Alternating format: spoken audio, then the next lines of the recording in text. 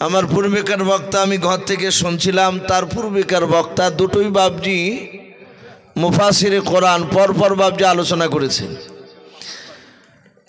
আমার মনে হয় না যে বাবজি এমন কোনো নবীর কথা বাবজি ওরা বলতে বাকি রেখেছে। আমি ঘর থেকে শুনছিলাম প্রায় এই মাঝে মাঝে প্রায় বাবজি বোঝানোর জন্য অনেক নবীদের কথা, সাহাবাদের কথা তুলে ধরেছেন। আমি সকলকে বাবজি বলবো, আমি শুধু রাসূলুল্লাহর বাবজি সাহাবার কথা, নবীর কথা আপনাদের সামনে তুলে ধরব। আমরা সকলেই জানি যে রসুলের ওপর বাবজি যারা ঈমান এনেছিল তারা ছিল বাবজি সাহাবা, যারা বেটা ছিলে নবীকে দেখার পর নবীর ওপর ঈমান এনেছিল এবং ঈমান আনার পরে ঈমান নিয়ে বাবজি সে ইন্তেকাল করেছিল। তাকে সাহাবা বলা হয়, বেটা ছেলে যেতে হয়। অনেক মেয়ে ছেলে বাবজি রাসূলুল্লাহকে দেখার পর তারা ঈমান এনেছিল এবং ঈমানে হালাতে বাবজি তারা মৃত্যুবরণ করেছিলেন। তাদেরকে বাবজি সাহাবিয়া বলা হয়। মেয়ে ছেলেগুলোকে বাবজি সাহাবিয়া, বেটা ছেলেকে বাবজি সাহাবি। তাদেরকে দেখা যায় তারা রাদিয়াল্লাহু তাআলা আনহু বাবজি বলতে হয় সাহাবার নাম নিলে। যেমন আবু বকর সিদ্দিক রাদিয়াল্লাহু তাআলা আনহু, হযরত উমর ফারুক রাদিয়াল্লাহু তাআলা আনহু। কিন্তু বাবজি আপনার আমার নাম নিলে রাদিয়াল্লাহু তাআলা আনহু বাবজি বলা যাবে না। এগুলো সব উলামায়ে কেরামরা বাবজি জানেন। সাহাবাদের এই কারণে বলা হতো যে তারা রসুলের কথা ওয়া সামি'না ওয়া আতা'না, নবীজির কথাকে বাবজি এমন ভাবে শুনতেন এবং সাথে হাতে তারা আমল করতেন। জোরে বলুন সুবহানাল্লাহ। আল্লাহ রসুল মসজিদে নববীতে বললেন, ওগো সাহাবায়ে কেরাম, আমি তোমাদেরকে 7টা কথা বলবো, তোমরা কি সেই 7টা কথার উপর আমল করবা? বলো একটা কথা যেন সে না ছেড়ে দেয়। আল্লাহর নবী জনাবে মুহাম্মদ রাসূলুল্লাহ সাল্লাল্লাহু তাআলা আলাইহি ওয়াসাল্লাম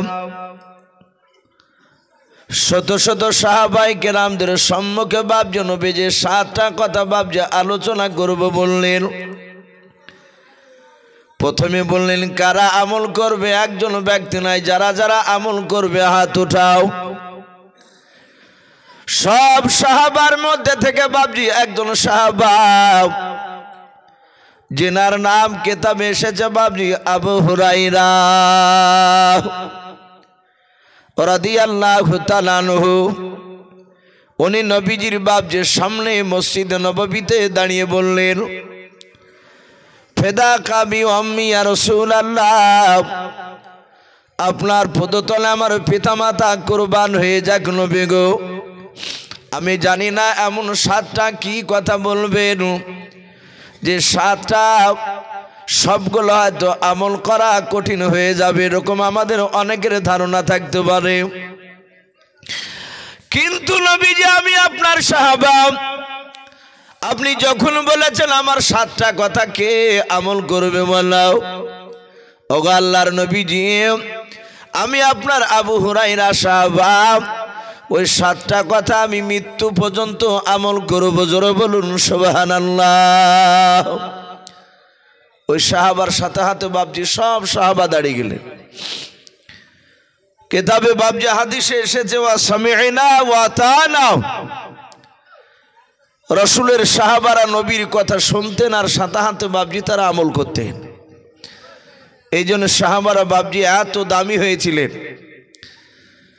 আল্লাহ রাব্বুল আলামিনের রসুল সাহাবার ব্যবহারে বাবজি চরিত্রতে রাসূলুল্লাহ খুশি হয়েছিলেন আর স্বয়ং আমার আল্লাহ তাতে রাজি হয়েছিলেন। বলুন সুবহানাল্লাহ। নবীজির ওই সময় যারা রসুলের কথাকে বাবজি মানেনি,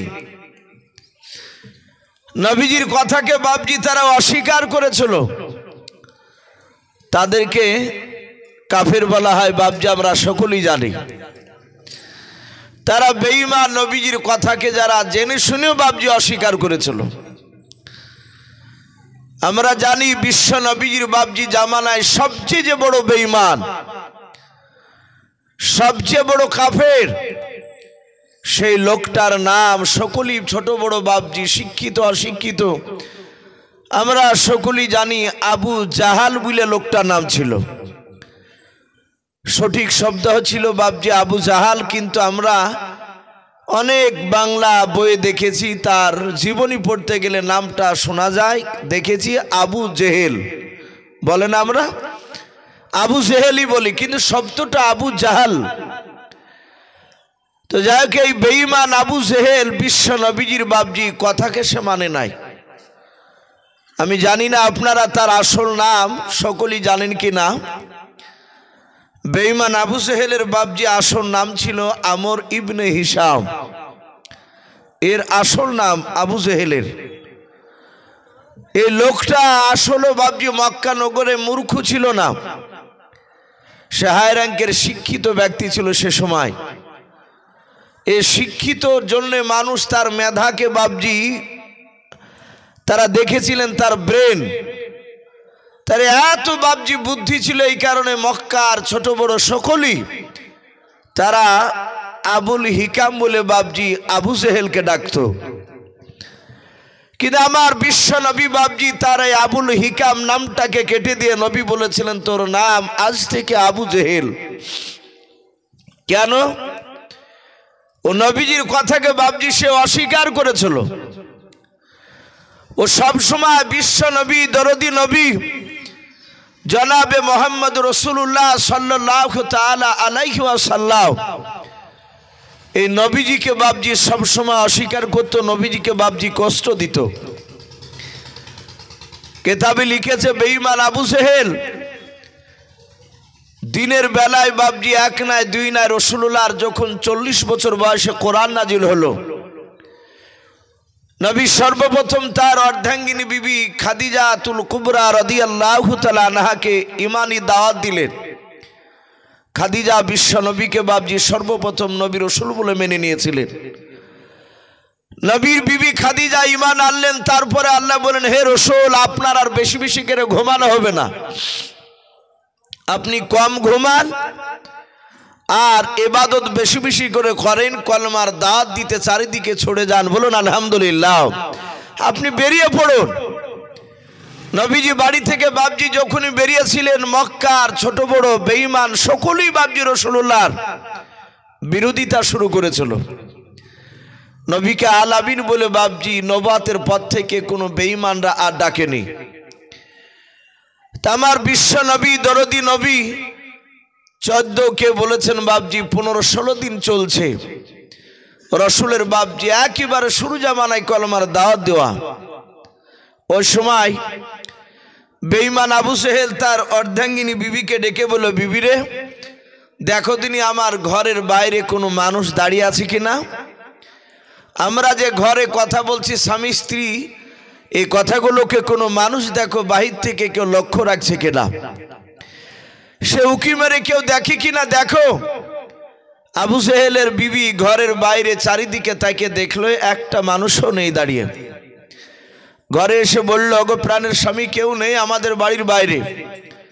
ডাক দিয়ে বলল বেঈমান আবু জেহেল বলে, এই বিবি, এক্ষুনি তুমি ঘরের দরজাটা বন্ধ করে দাও, ঘরের চারিদিকে আর জ্বালানা বন্ধ করে দাও। জ্বালানা ঘরের দরজা বন্ধ করে দিল। আবু জেহেলের স্ত্রী বলল, আর তো দরজা সেরকম খোলা নাই যে সেই দরজাটা আমি বন্ধ করব।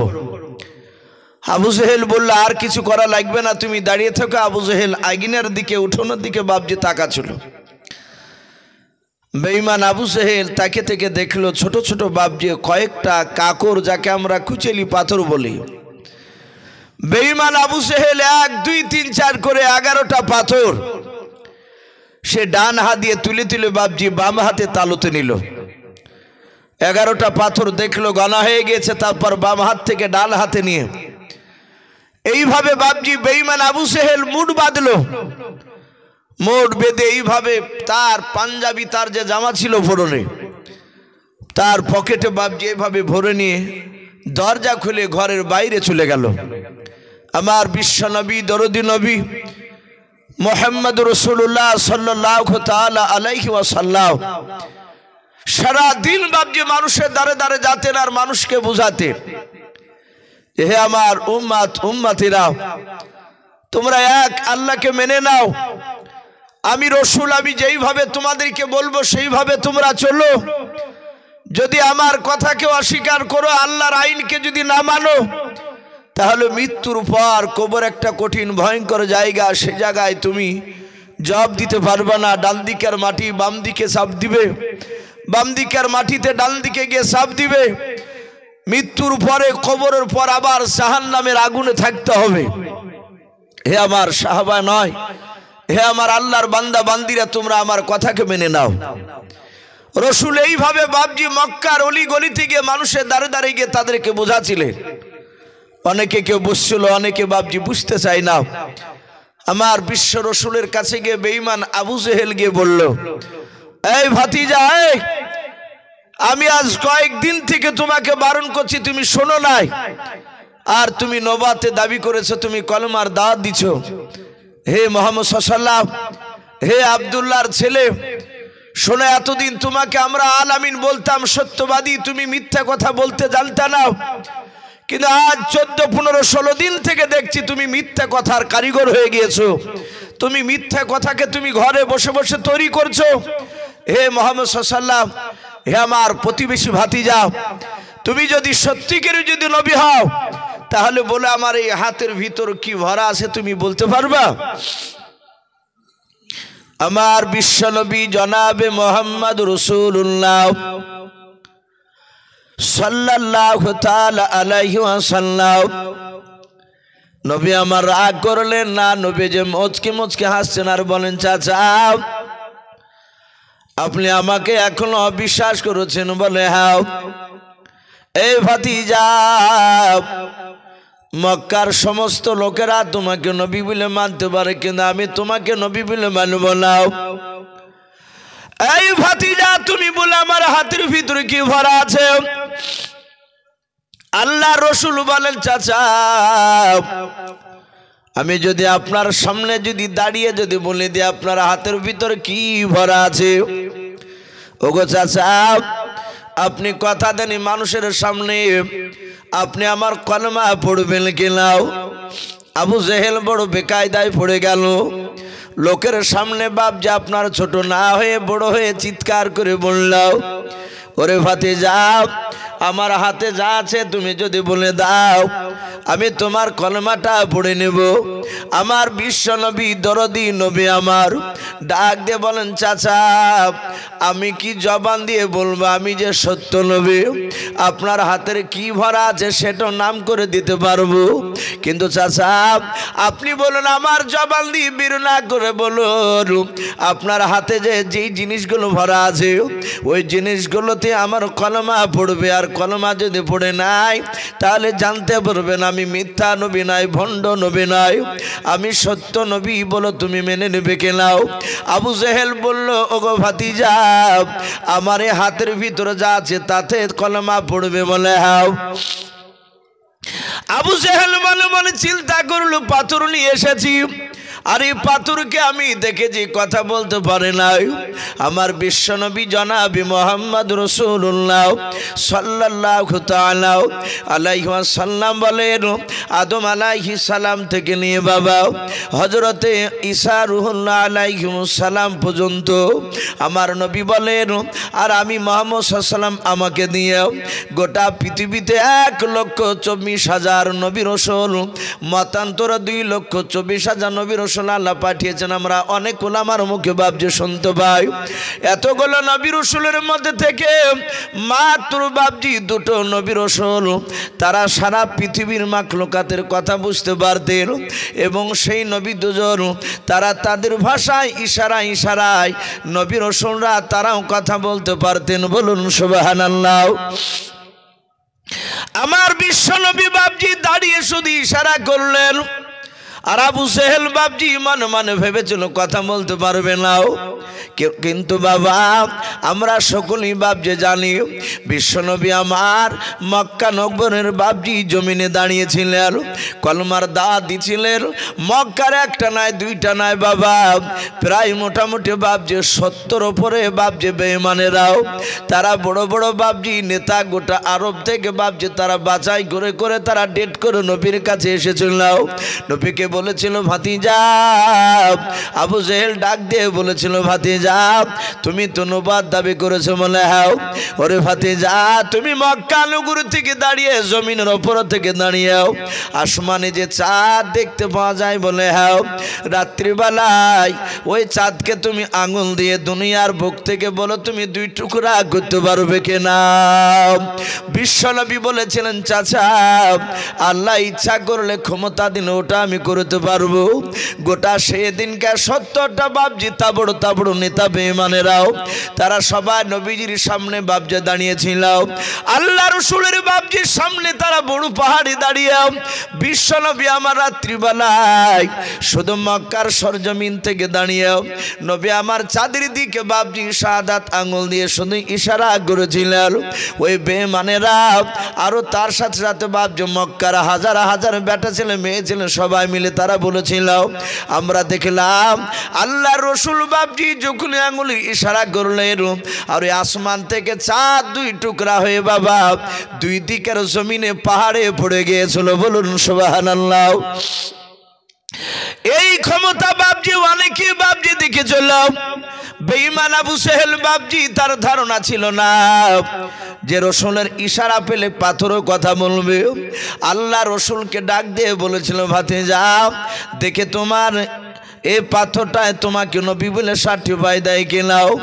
আমার বিশ্বনবী শুধু একটু ইশারা করে দিয়েছে আর আবু জেহেলের হাতের ভিতর থেকে বাবা পাথরগুলো বাপজি সকল পাথর 11টা পাথরে তারা চিৎকার করে মানুষের মতো বাপজি পড়তেছিল কলমা লা ইলাহা ইল্লাল্লাহ। ভাই একটু গভীর রাত্রিতে পড়ে নে লা ইলাহা ইল্লাল্লাহ লা ইলাহা লা ইলাহা ইল্লাল্লাহু মুহাম্মাদুর রাসূলুল্লাহ সাল্লাল্লাহু তাআলা আলাইহি ওয়াসাল্লাম।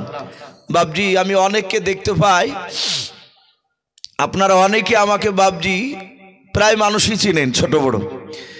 আমি আপনাদের দোয়া এটা গর্ব করা না, এই জালসাতানায় ঢুকলি ছোট বাচ্চাদেরকেও দেখেছি, তারা আমার গাড়ি দেখলি বলে যে ইউসুফ হুজুর ঢুকছে। তার মানে প্রায় মানুষের কাছে বাপজি মোটামুটি একটু পরিচিত হয়ে দাঁড়িয়ে গেছে। আর জানেন আমি রাত্রি গভীর রাত্রি বেশিরভাগ দেয় আর আমি কলেমাটা একটু পড়াই, তো দেখা যায় অনেকে বাপজি পড়ে, আমার অনেকে হয় লজ্জা মনে করে না হলে চুপচাপ বসে থাকে। বাপজি সবসময় কলমার জিকির করা বাপজি বেদাত নয়, কিছু পরিস্থিতি কিছু জায়গায় কলমার জিকির জোরে জোরে পড়তে নেই। যেমন মসজিদে বাপজি আপনি আছেন, আরো অন্য লোকে বাপজি বসে আছে, নমাজ হয়তো জামাত হয়ে গেছে, 5 ওয়াক্ত যে নমাজ হয় আসর হোক জোহর হোক, সে ওয়াক্তের নমাজ জামাত করে হয়ে গিয়েছে। আপনারা অনেকে 4-5 জন আছেন, দেখলেন একটা মানুষ জামাত পায়নি, পাশে এসে দাঁড়িয়ে নামাজ পড়ছে, সে এক সাইডে এসে নামাজ পড়ছে আর ওই সময়তে জোরে জোরে জিকির করছে। এই জিকিরটা করা বাপজি চরম অন্যায়, কারণ নমাজের ওপর দিয়ে বাপজি জিকির ওখানে করা যাবে না, ওখানে নমাজটাকে পড়ার সময় দিতে হবে। কেউ যদি নমাজ না পড়ে, যদি কেউ কোরআনও যদি পড়ে, তাহলে বলা হয়েছে আপনি কলেমা বাদ দিয়ে যে কোরআন পড়ছে তার কোরআনের দিকে কান দিয়ে কোরআন শোনো, কারণ কোরআন শুনলে বাপজি একটা অক্ষর বিনিময় যারা শুনবে তাদের বাপজি আমল নামায় 20 করে নেকি লেখা হবে। জোরে বলুন সুবহানাল্লাহ। শোনা তো প্রচুর বাপজি সব, কিন্তু রাত্রিবেলা দেখা যায় 11টা হোক 10টা হোক, সে সময় বাপজি মানুষ তার নামাজ পড়ে না প্যান্ডেলে। হ্যাঁ, এখন কেউ যদি বাড়িতে যদি বাপজি পড়ে নামাজ নফল তাহাজ্জুদে, তাহলে সেটা তো আমরা দেখতে পাচ্ছি না, আল্লাহ মাফ করুক। সে যদি ইবাদত করার আওয়াজ গিয়ে যদি তার কানে ধাক্কা লাগে, শুধু আমাকে জবাব দিতে হবে তা নয়, এই জালসার কমিটি বিন্দুদেরকেও বাপজি কিয়ামতের ময়দানে জবাব দেওয়া লাগবে। তো যাকে এখানে যখন আমরা দেখতে পাচ্ছি না, সেই হিসাবে বাবজি কলমা আমি হোক আর যে কোনো মৌলানা হোক পড়তে বললি বাবজি তার সাথে হাতে কলমাটা পড়বেন। আমাদের হুজুর বাবজি গল্প শোনাছিলেন, উনি বলছিলেন, আমি বাস্তবে তার মুখ থেকে শুনেছি। দারুল উলুম দেওবন্দের একজন বিখ্যাত বাবজি আল্লাহওয়ালা, উনি ইন্তেকাল করে গিয়েছেন হজরতে জাকারিয়া রহমাতুল্লাহ আলাই। তিনি বাবজি বুখারী শরীফ পড়াতেন, নবীর শানে মোহাম্মদ সাল্লাল্লাহু তাআলা আলাইহি ওয়াসাল্লামে দুরূদ পড়তেন বারবার। এই হাদিস পড়াতে ওরই মাঝি বাবজি আবার মাঝে মাঝে তিনি লা ইলাহা ইল্লাল্লাহু মুহাম্মাদুর রাসূলুল্লাহ সাল্লাল্লাহু আলাইহি ওয়াসাল্লাম তিনি পড়তেন। তো একদিন একটা ছাত্রতে বলছেন, হুজুর এই যে হাদিস পড়াচ্ছেন, আর এই হাদিসের মাঝখানে তো কলমা নেই, এখানে তো কলমা লেখা নেই, কিন্তু আপনি হাদিসটাকে বন্ধ করে মাঝে মাঝে কলমা পড়ছেন, ব্যাপারটা কি?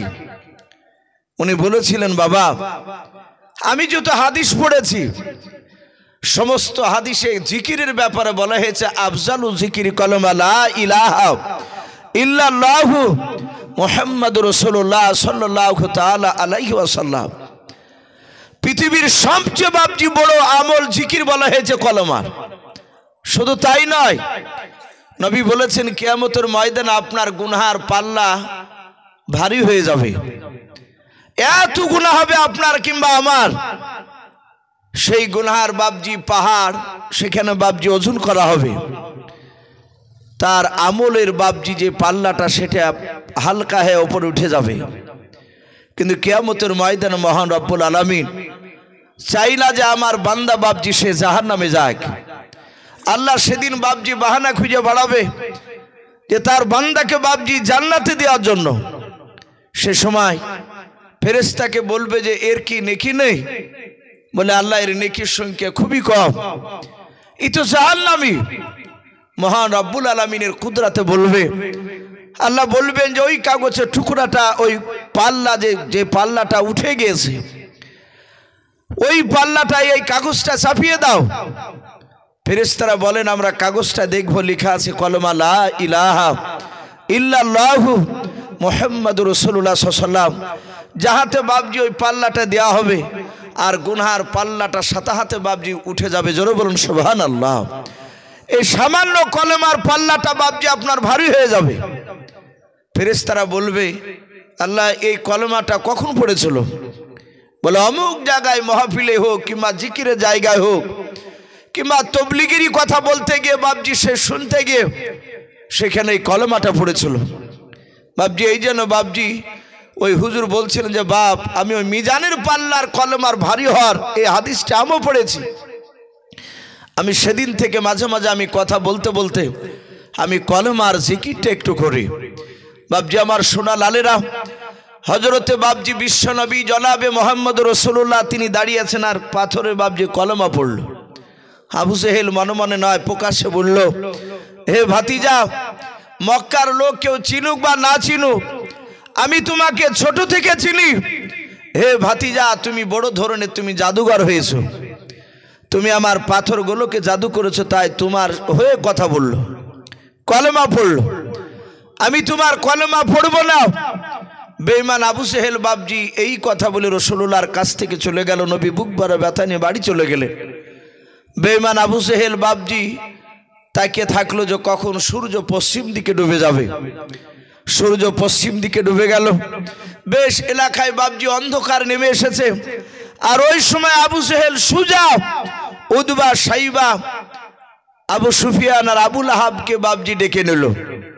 কেতাবে লিখেছে রাতে দিনে মিলে 24 ঘন্টার মধ্যে বাবজি মক্কার 6 থেকে 7টা এ বড় বড় নেতারা তারা রাসূলুল্লাহর বিরুদ্ধে তারা 6 বার করে বাবজি তারা মিটিংয়ে বসতো যে আল্লাহ রসুলকে কি করে দুনিয়ার বুক থেকে নাস্তাবুদ করা যায়। তা আবু জেহেল, উদবা, সাইবা, আবু সুফিয়ান আর আমার বিশ্ব রসুলের বাবজি আপন চাচা একটা তার নাম ছিল আবু লাহাব। আমরা জানি যে রসুলুল্লাহর বাবজি আব্বারা টোটাল ভাই ছিল 10টা। কটা বললাম? 10টা। এই 10টা ভাই কি রাসূলুল্লাহর বাপজি সকলেই নবীর ওপর ঈমান এনেছিল? কথা বলো। নবীজির চাচারা 10টাই বাপজি নবীর ওপর ঈমান আনেনি।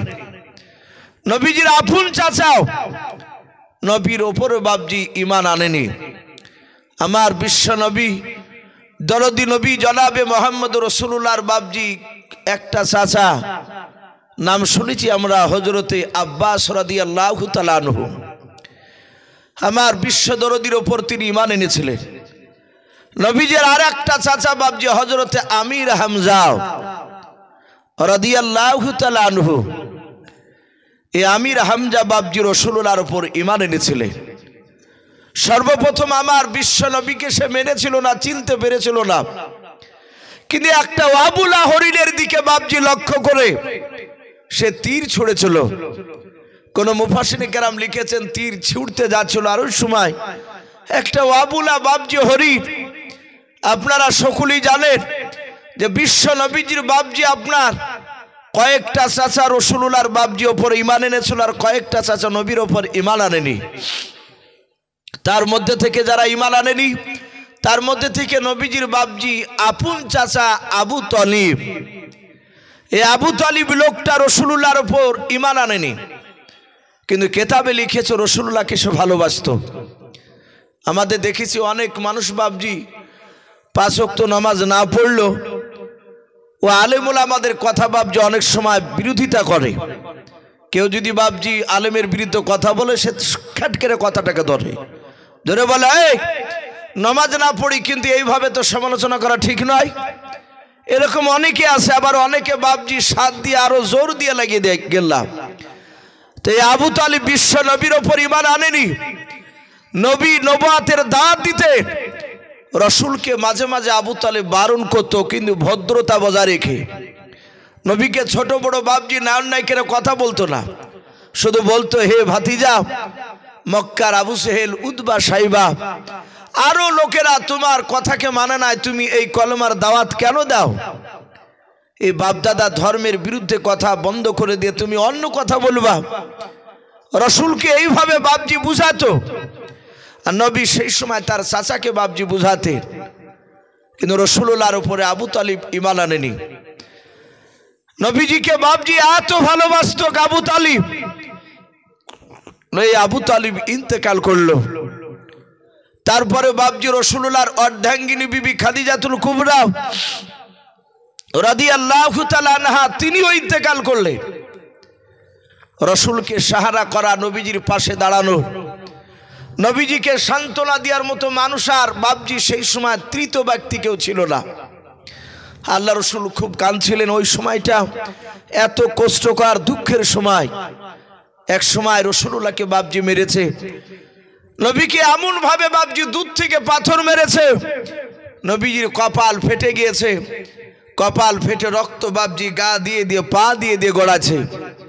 আমার বিশ্বনবী কাঁদতে কাঁদতে খাদিজাতুল কুবরা রাদিয়াল্লাহু তাআলা আনহার ঘরের কাছে গিয়ে রাসূলুল্লাহ জানেন যে খাদিজা তো নাই। নবী ওখান থেকে বাপজি ঘুরে এসে নবীজির আপন চাচা আবু তালিবের বাড়ির দরজায় কাছে এসে রাসূল যেমন বলতেন, চাচা আমাকে অমুক লোক ধরে মারলো, আবু তালিব ওই সময় রাসূলুল্লাহকে সাথে করে নিয়ে কাফেরদের কাছে গিয়ে বলতো, আবু তালিব যাই, আমার ভাতিজা তো তোমাদেরকে মারেনি, আমার ভাতিজাকে তোমরা এইভাবে নির্মম ভাবে কেন মেরেছো বলো? এই কথাটা বলা আবু তালিব ইন্তেকাল করার পর আর কেউ নেই। রাসূলুল্লাহ তার নিজের চাচার ঘরে দরজায় গিয়ে ওখানেও গিয়ে বাপজি খানিক দাঁড়িয়ে, ওখান থেকে বাপজি আবার চলে আসলে।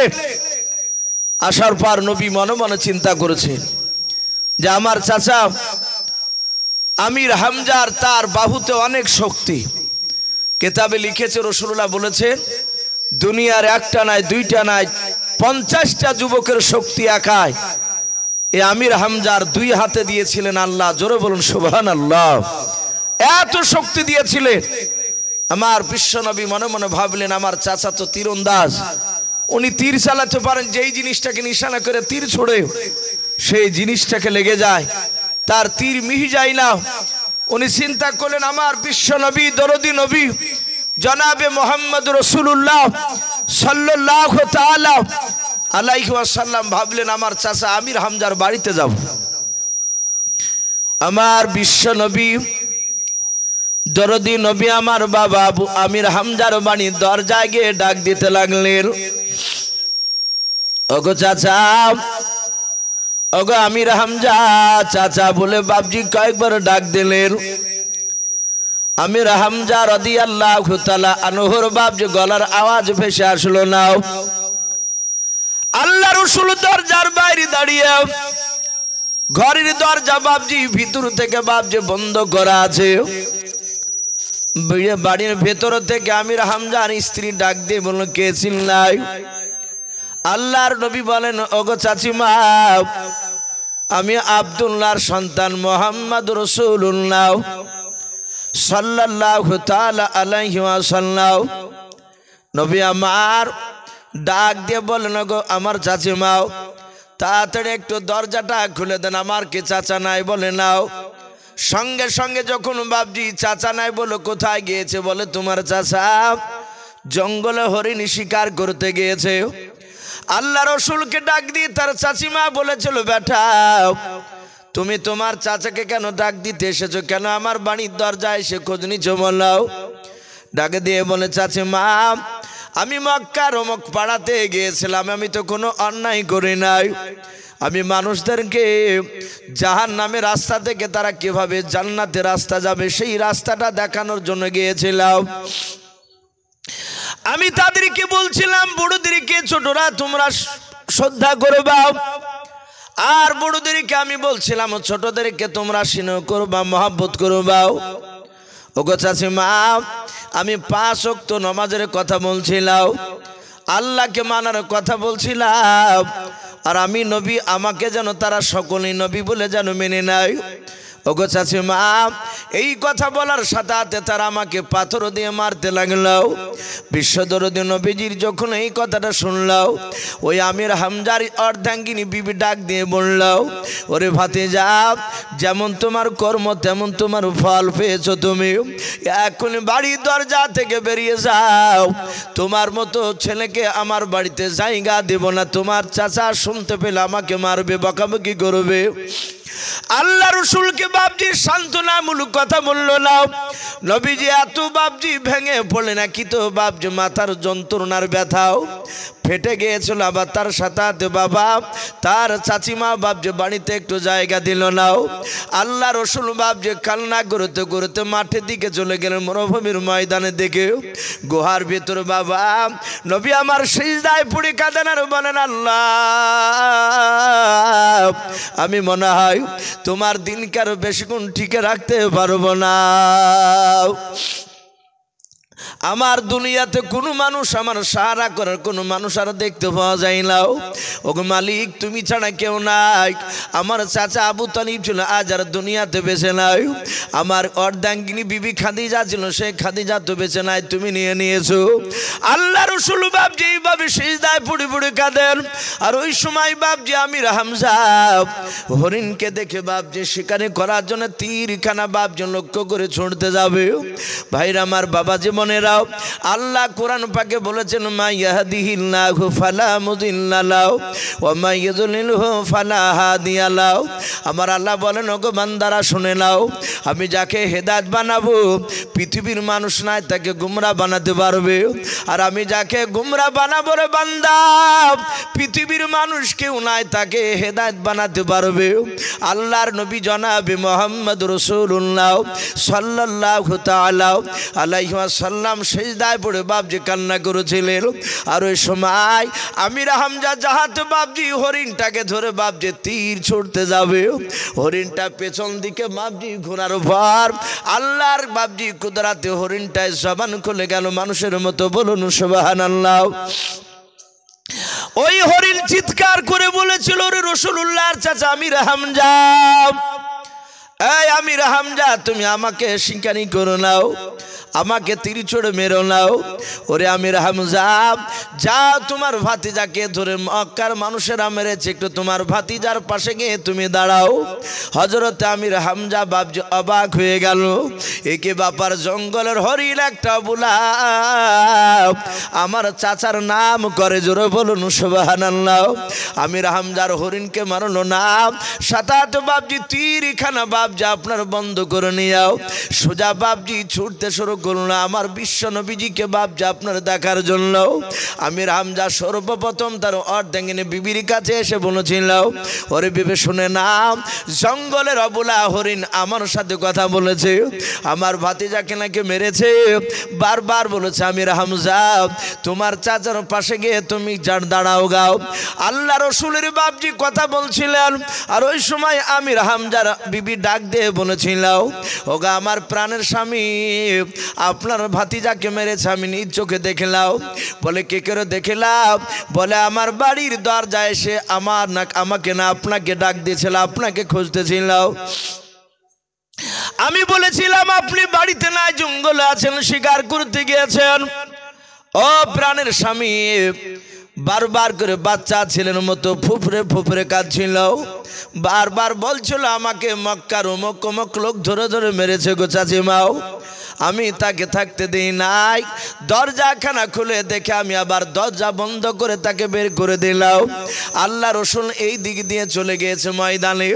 আমার বিশ্ব নবীর চাচা আমির হামজা বাপজি কি করলেন, উনি দেখলেন পায়ের দিকে তাকিয়ে দেখেন বাপজি যেই দিক দিয়ে রসুল্লাহ হেঁটে গিয়েছিল ওই মাটির দিকে তাকালেন, বাপজি পায়ের দাগ বাপজি রক্তে বাপজি লেগে আছে। আল্লাহ রসুলের বাপজি গুহার কাছে গিয়ে আমির হামজা হঠাৎ করে নবীজির পিঠে হাত দিয়ে বলেছিল, গো ভাতে যাও আর কান্না করবা না, এতদিন তোমার সাইডে ছিলাম না, তোমার পেছনে সে দাঁড়িয়েছিলাম না, তাই বেঈমানরা তোমাকে মারতে সাহস পেত, গো আমার ভাতে যাও। আজ থেকে আমি তোমার আমির হামজা চাচা, আমি তোমার পাশে দাঁড়াবো, তোমাকে কেউ যদি মারে আমি তাকে দুনিয়ার বুক থেকে বিদায় করে দেব। ওরে ভাতিজা, একবার তুমি নামটা বলো, তোমাকে কে মেরেছে? আল্লাহ রসুল বাপজি সেজদা থেকে মাথা তুললেন। নবী বললেন, চাচা যদি আমার দোষী ব্যক্তিকে যদি আপনি মারেন, বলে হ্যাঁ, তাহলে কি লাভ হবে? বলে ভাতিজাও, তোমাকে যে মেরেছে তাকে আমি মারতে পারলে আমি তীর দিয়ে তার বুকের ভিতরে ভরে দিয়ে পৃষ্ঠ মোবারক দিয়ে তীরখানা বের করে দেব। ওগা আমার ভাতিজা, এতে তুমি আনন্দ করবাও, আতে তুমি আনন্দ পাবার, তুমি আনন্দ পেলে আমিও খুশি হয়ে যাব। আল্লাহর নবীজি ডাক দিয়ে বলেন, চাচা ওই লোকটাকে মারার চেয়ে একটা কাজ করলে আমি বেশি খুশি হব। বিশ্ব নবীজের চাচা ডাক দিয়ে বলেছিল, গো ভাতে যাও, তুমি যা করতে বলবা তা আমি করব তোমার খুশির জন্য। বিশ্ব নবী বলেন, চাচা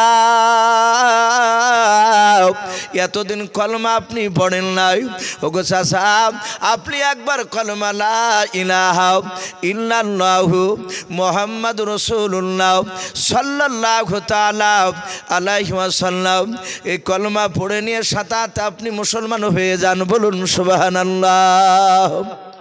এই আল্লাহ রসুলের বাপ যে আপন চাচা আমির হামজা, তিনি সাথে বাপজি কলমা পড়ে নিয়েছিলেন। কলমা নিয়ে পড়ার পরে রসুলকে বাপজি এত ভালোবাসতেন, আমার বিশ্ব নবীর কাছে বাপজি বাচ্চা ছেলের মতো দাঁড়িয়ে থাকতেন। বলুন আলহামদুলিল্লাহ। অথচ নবীজির চাচা আমির হামজা অনেক বড় নবীর, সব চাচারাই রসুলুল্লাহর বাপজি বড় ছিল, কারণ বিশ্ব নবীর আব্বারা টোটাল 10টা ভাই। দুনিয়া সিরিয়াল অনুযায়ী বাপজি লাস্টেকার ছেলে আব্দুল্লাহর ছেলে হচ্ছে বাপজি মুহাম্মদ সাল্লাল্লাহু। তাহলে সবচেয়ে ছোট ভাইয়ের যদি ছেলে হয়, তাহলে বিশ্ব নবীর চেয়ে তার চাচারা অনেকে বয়সে বড় ছিল। সম্মানিত ভাইরা আমার, বাবা জীবনেরা, সেই নবীর আপন চাচা আমির হামজা উনি ঈমান এনেছিলেন, কিন্তু বাপজি এই আবু লাহাব বলে একটা বেঈমান, রসুলের বাপজি আপন চাচাও আবু সেহেল বাপজি কলমা পড়ল না, তার পাথরে যে কলমার দাওয়াত কলমা পড়েছে, এটা শোনার পরে এসে উদবা সাইবা আবু সুফিয়ান আরে আবু লাহাব আরে আবু সেহেল 5 লিডার রাত্রিতে একত্রিত হয়েছে। এই আবু লাহাব বাপজি বিশ্ব নবীর অপরতে ইমান আনেনি এবং প্রকাশ্য বাবজি রাসূলুল্লাহর বিরোধিতা করে গিয়েছে। নবীকে প্রকাশ্য বাবজি মারত।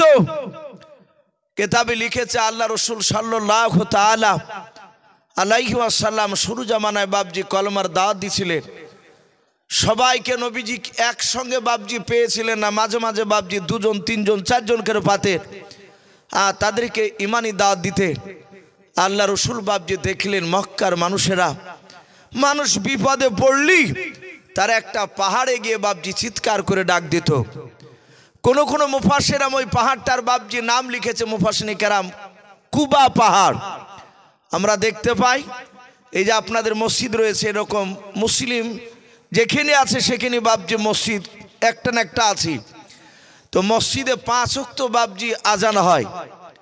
এই 5 ওয়াক্ত নামাজ টাইম আজান বাদ দিয়ে ওয়ান টাইমে যদি বাবজি মাইকে মসজিদে যদি আওয়াজ বাজে, কোনো লোক যদি বাবজি মাইকটা চালু করে যদি বলে আসসালামু আলাইকুম, একটি বিশেষ ঘোষণা, এই বিশেষ ঘোষণা বাবজি আওয়াজ হলি দেখবেন আমরা কথা বললে বাবজি কথা বলা বন্ধ করে দিই।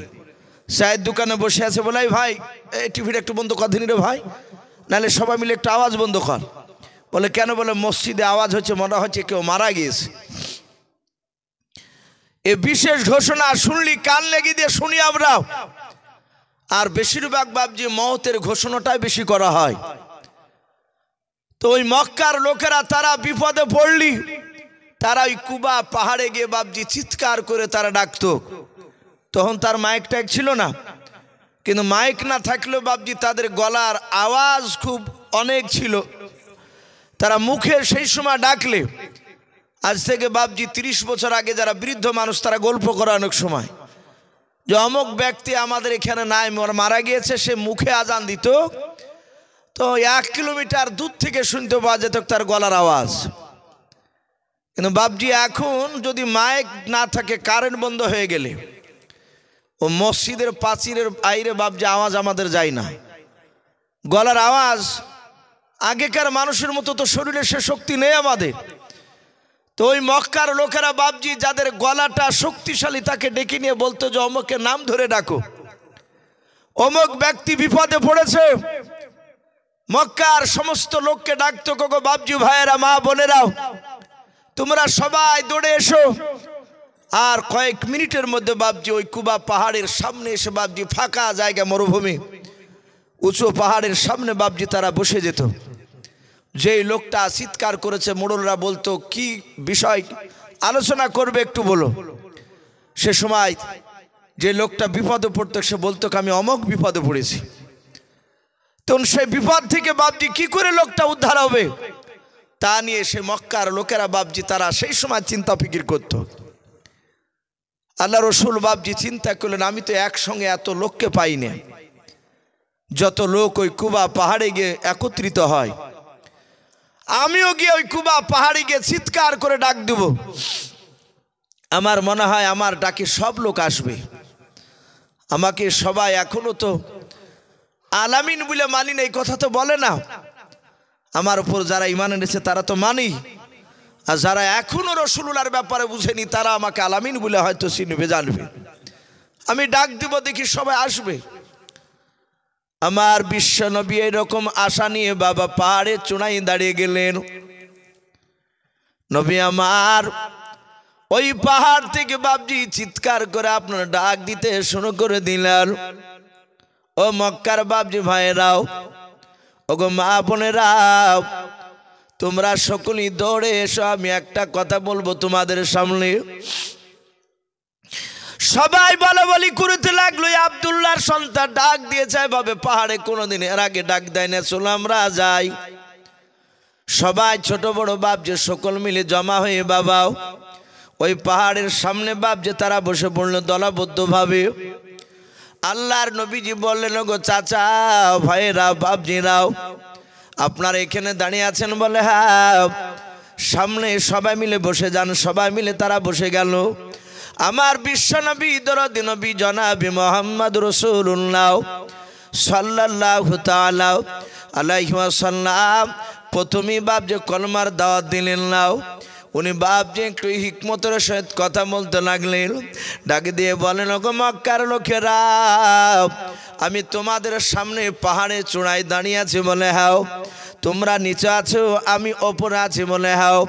আল্লাহ রসুল ডাক দিয়ে বলেছিল, গো বাবা, আমি তোমাদের তো সামনে দিক দেখতে পাচ্ছি, পেছন দিক দেখতে পাচ্ছি, ডান দিক দেখতে পাচ্ছি, বাম দিক দেখতে পাচ্ছি বলে হাও। শুনে না, আমি যদি তোমাদের সামনে বলি একদল দুষ্কৃতী মানুষ, তারা হাতিয়ার নিয়ে পেছন দিকে পাহাড়ে চূড়ায় তারা পেছনে লুকিয়ে আছে তোমাদেরকে আক্রমণ করার জন্য, বলো এই কথা আমি মুহাম্মদ সাল্লাল্লাহু আলাইহি ওয়াসাল্লাম যদি বলি, বলো তোমরা বিশ্বাস করবে কেনাও? মক্কার সবাই চিৎকার করে বলেছিল, ভাতে যাও। আল্লাহর নবীজিকে নাম ধরে বলেছিল, গো মুহাম্মদ সাল্লাল্লাহু আলাইহি ওয়াসাল্লাম, তোমাকে আমরা সত্যবাদী বলে তোমাকে আমরা অনেকে মেনে নিয়েছি, ছোট থেকে আল আমিন বলে তোমাকে ডাক দাও। এই ভাতিজা, যদি তুমি ওই কথা বলে আমরা মেনে নিলাম, বিশ্বনবী ডাক দিয়ে বলেন, ওগো আমার বন্ধুরাও, তাহলে শুনে নাও, মৃত্যুর উপর জাহান্নামে যাওয়া লাগবে। যদি সঠিক কাজ যদি দুনিয়ার বুক থেকে না করে যাও, আমি তোমাদের আখির জামানার পয়গম্বর, আল্লাহ আমাকে রহমতের নবী করে পাঠিয়েছে। বন্ধুরা, তোমরা সকলেই পড়ে নাও কালেমা লা ইলাহা ইল্লাল্লাহ, লা ইলাহা ইলাহা ইল্লাল্লাহু মুহাম্মাদুর রাসূলুল্লাহ সাল্লাল্লাহু তাআলা আলাইহি ওয়াসাল্লাম। নবীজির বাপজি কথাটা শুনে বাপজি তারা সাথে হাতে সবাই কলমা পড়তে লাগলো। বেঈমান এই আবুল আহাব রাসূলুল্লাহর আপন চাচা ওখানেও ছিল। নবীজির বাপজি চাচা আবুল আহাবের স্ত্রীর নাম হাদিসে এসেছে উম্মে জামিলা। এই শয়তান মেয়েটাও সেখানে ছিল। সব লোকেরা বাপজি রাসূলুল্লাহর কলমার সাথে হাতে কলমা পড়ছে। আর আমরা জানি বাপ, নামাজ না পড়লো যারা মুসলমান, আমরা দেখেছি বাপজি কলেমা পড়লে ভিতরে একটা শান্তি শান্তি মনে হয়, হয় না? ঠান্ডা লাগে। অনেকে বলে যে ভাই এত চেষ্টা করে না, এই মাথা থেকে টেনশন যায় না। অনেক সময় দেখেছি রাত্রিবেলায় একা একা কিংবা দিনের বেলায় যে কোনো নির্জন জায়গায় গিয়ে আল্লাহ আল্লাহ কলমা আস্তে আস্তে কলমা পড়ি, তখন ভিতরে একটু শান্তি মনে হয়। কলমা এমন একটা মধুর জিনিস বাপ। সব বেঈমানেরা বাপজি ওই সময় মক্কার সবাই বাপজি পড়তে লাগলো। আর সাথে হাতে আবু জেহেল ডাক দিয়ে বলল, না আবুল আহাব রাসূলের চাচা আপন, বলে এই মক্কার লোকেরা, এই মুহাম্মদ সাল্লাল্লাহু আলাইহি ওয়াসাল্লাম আমার ভাতিজা, এ পাগলকে তোমরা চিনো না? আছে এ আমার বাড়ির মানুষ।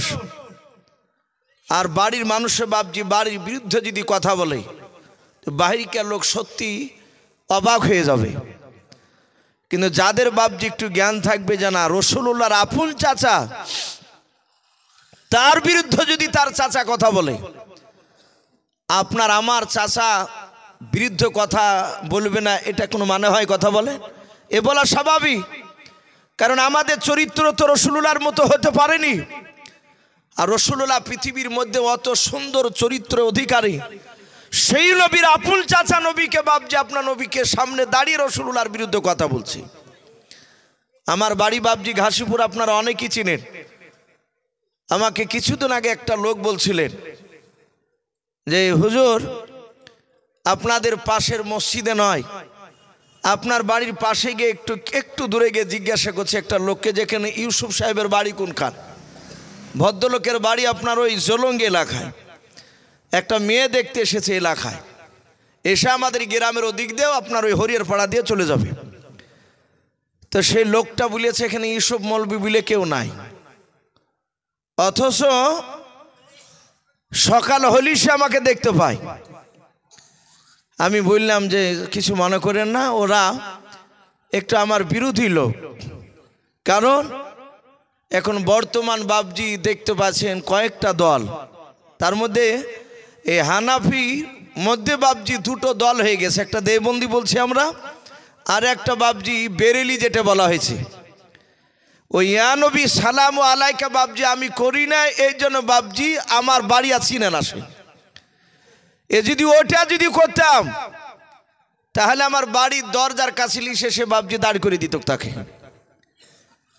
তা আমি বললাম যে ভাই দেখেন, আমার বিশ্ব নবীজির বিরোধিতা করেছে প্রতিবেশী নবীর আপন চাচা, আমি যদি হকের ওপর থাকি অসুবিধা নেই। আর এটা আল্লাহ রসুলের কথা, নবীকে মক্কা থেকে বাপজি মদিনা যেতে হয়েছিল। আল্লাহ রাব্বুল আলামিন ইচ্ছা করলে মক্কাতে রসুলুল্লাহকে রাখতে পারতেন না? কথা বলে, যারা রসুলকে মারতে গিয়েছিল তাদেরকে সবাইকে নবী আল্লাহ রাব্বুল আলামিন সবাইকে ইশারা দিয়ে মারিয়ে ফেলতে পারতেন, কিন্তু মারেনি। এটা বোঝাতে চেয়েছে আমার বান্দারা রসুলুল্লাহর ইন্তেকাল করার পরে হক কথা বলতে গিয়ে হয়তো তার প্রতিবেশী তাকে না মেনে নিতে পারে, প্রয়োজন হলে তাকে দেশ ছেড়ে চলে যেতে হবে। এতে দুঃখ করে লাভ নাই, জানতে হবে এটা রসুলুল্লাহর বাপজি সুন্নাত, আমার বিশ্ব নয়। হ্যাঁ, কিন্তু দেশ ছেড়ে যেতে কষ্ট হবে। আবু বকর সিদ্দিক রাদিয়াল্লাহু তাআলা আনহু বলেন, নবীর সাথে যখন মক্কা থেকে মদিনা যাচ্ছিলাম, নবী 10 ধাপ 12 ধাপ করে সামনে ফেলছেন আর পেছন থেকে এভাবে ঘুরে ঘুরে তাকাচ্ছে। আবু বকর বলছেন, ওগো রাসূল, আপনার বুঝি মক্কা থেকে যেতে কষ্ট হচ্ছে? নবী বলেন, আবু বকর এটা আমার জন্মস্থান, আমি ছোট থেকে খেলাধুলা করে মক্কার মাটিতে মানুষ হয়েছি, আর মক্কা লোকেরা আমাকে চিনতে পারলো না, আমাকে তারা থাকতে দিল না। কষ্ট হচ্ছে, কষ্ট হবে, এটা স্বাভাবিক।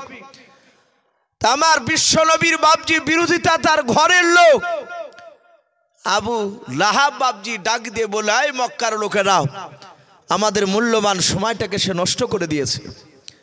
এই কলেমা পড়ো না, এই ভণ্ডা এই নতুন ধর্ম চালু করার চেষ্টা করছে। আমরা বাপ দাদা ধর্ম আগ থেকে মানে আসছি, ওটাই মানবো, ওটা ছাড়বো না। আমাদের বাপ দাদা ধর্ম যদি খারাপ হয় সেটাই মানবো, কিন্তু মুহাম্মদ সাল্লাল্লাহু আলাইহি ওয়াসাল্লামের ধর্মকে মানবো না। সবাই মিলে যারা কলেমা পড়ছো তারা কলেমা বাপজি বন্ধ করে দিল। আবু লাহাব বলল, বলো যে কলেমা ছেড়ে দিলাম, নবীকে মানি না। সবাই তারা চিৎকার করে বলল, আমরা কেউ আর নবীকে মানি না। বেঈমান আবু লাহাবের স্ত্রী উম্মে জামিলাও আর একটু সামনে দিকে বাপজি সে মেয়েদের সামনে বসা ছিল। ওই সময় উম্মে জামিলা দাঁড়িয়ে ডাক দিয়ে বলেছিল, মক্কার লোকেরা,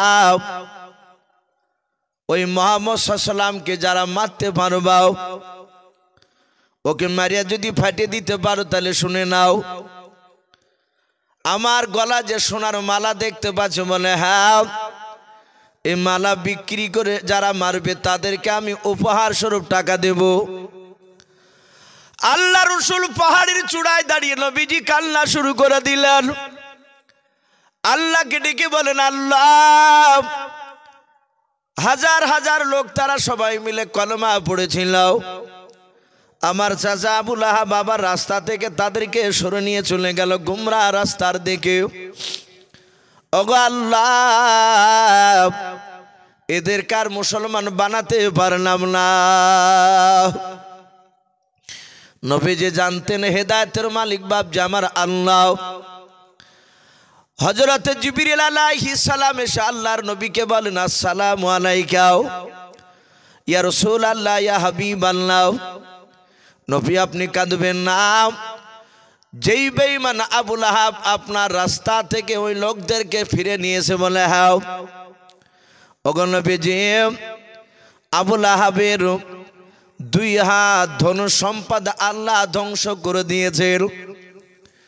ওইখানে বাপজি সূরা লাহাব বাপজি আপনার যে সূরাটা রয়েছে, তাব্বাত ইয়াদা আবি লাহাবিন ওয়া তাব, আবু লাহাবের 2 হাত ভেঙে দিলাম বলে বাপজি সূরাটা বাপজি নাজিল হতে লাগলো।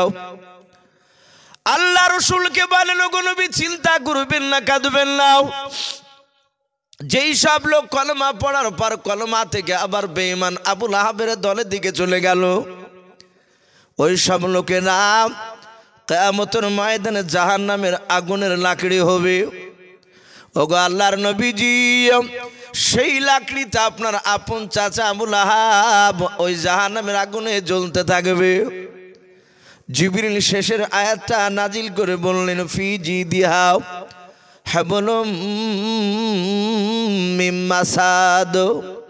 হে নবী, আপনি চিন্তিত হবেন না, কাঁদবেন না। আপনার চাচিমা উম্মে জামিলা যে বলেছে আমার গলার সোনার মালা বিক্রি করে আমি টাকা দিব যারা মুহাম্মদ সাল্লাল্লাহু আলাইহি ওয়াসাল্লামকে মারতে পারবে। এই নবীজি, আপনি কাঁদবেন না। আপনার বিবি, আপনার চাচিমা উম্মে জামিলাকে, ওই আবু লাহাবের বিবি উম্মে জামিলাকে কিয়ামতের ময়দানে কোটে কোটে যেদিন মানুষের সমাগম হবে, সেই দিন উম্মে জামিলার গলায় আগুনের বেড়ি পরে দিয়ে, আগুনের মালা পরে দিয়ে তাকে কিয়ামতের ময়দানে টেনে হেঁচড়ে নিয়ে বাড়ানো হবে। হে রাসূল, আপনি কাঁদবেন না। এই আবু লাহাব বাপজি এইভাবে হাজার হাজার লোকের সামনে একবার নয় কয়েকবার বাপজি প্রকাশ্য বিরোধিতা করেছে। শুধু তাই নয়, ওই রাত্রিবেলাতে বাপজি রাসূলুল্লাহর বিরুদ্ধে বাপজি নবীকে কি করে ধ্বংস করবে এই চক্রান্তর বাপজি জাল বিছাছিল। আবু জেহেল বলল, ভাই মুহাম্মদ সাল্লাল্লাহু আলাইহি ওয়াসাল্লাম তো বড় জাদুঘর, ওকে তো দেখলাম সে পাথরকে জাদু করেছে। হে বন্ধু উতবা সাইবারা, তাকে কি ধ্বংস করার কোনো রাস্তা আছে? সাথে হাতে বলল উতবা সাইবা, হে আবু জেহেল নেতা, একটা কাজ করলে কেমন হয়? বলে কি কাজ? বলে আমাদের সামনে যে রাস্তা আছে, বলে হ্যাঁ, এই রাস্তাতে আমরা গোপনে, ওরা যেন জানতে না পারে, আমরা যদি ওই রাস্তায় যদি একটু গর্ত কেটে রাখি, অপরে ডাল পাতা বিছি দিয়ে হালকা মাটি ছড়ে দিব, মুহাম্মদ সাল্লাল্লাহু আলাইহি ওয়াসাল্লাম রাত্রিবেলায় ভোরবেলায় নামাজ পড়তে যাবে আর ওখানে পা দিয়ে শেষ হয়ে যাবে। এটা করলে কেমন হয়? সাথে হাতে বাপ যে ওখানে প্রতিবাদ করেছিল বেঈমান আবু জেহেল, ডাক দিয়ে বলেছিল, এই উতবা সাইবা, আমি দেখেছি নবীকে মারা অত সহজ নয়। মুখে যত বলা সহজ, বাস্তবে পরিণত করা অত সহজ নয়। নবীকে মারতে পারবা না। উতবা সাইবা ডাক দিয়ে বলল, ভাই মুহাম্মদ সাল্লাল্লাহু আলাইহি ওয়াসাল্লামকে এমন কি জিনিস দেখেছো যে তাকে মারতে পারা সম্ভব নয়? ওকে মারা যাবে না ডাইরেক্ট? এই আবু জেহেল ওই সময় উতবা সাইবার সামনে, আবু লাহাবের সামনে, আবু সুফিয়ানের সামনে ওই রাত্রিবেলায় বাপজি আবু জেহেল বলেছিল, কারণ বিশ্ব নবীর বাড়ি আর আবু জেহেলের বাড়ি একেবারে কাছাকাছি। জানি না এখানে হাজী সাহেব আছেন কিনা। হাজী সাহেব না হলেও বাপজি অনেক যুবক ছেলেরা এখন সৌদি টৌদি কাজে যাচ্ছে, তারা গিয়ে বাপজি দেখছে রাসূলুল্লাহর বাপজি সে হজে না গেল, সে নবীর দেশে তো গিয়েছে।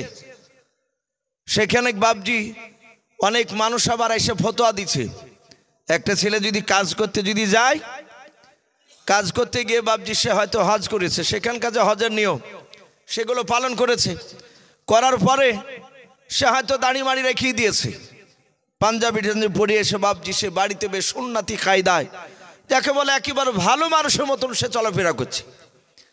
তো যারা আবার টাকা খরচ করে বাপজি জমি বেচে গাছ বেচে হজ করে এসেছে, তারা আবার ফতোয়া দিচ্ছে ওদেরকে হাজি বলা যাবে নাকি।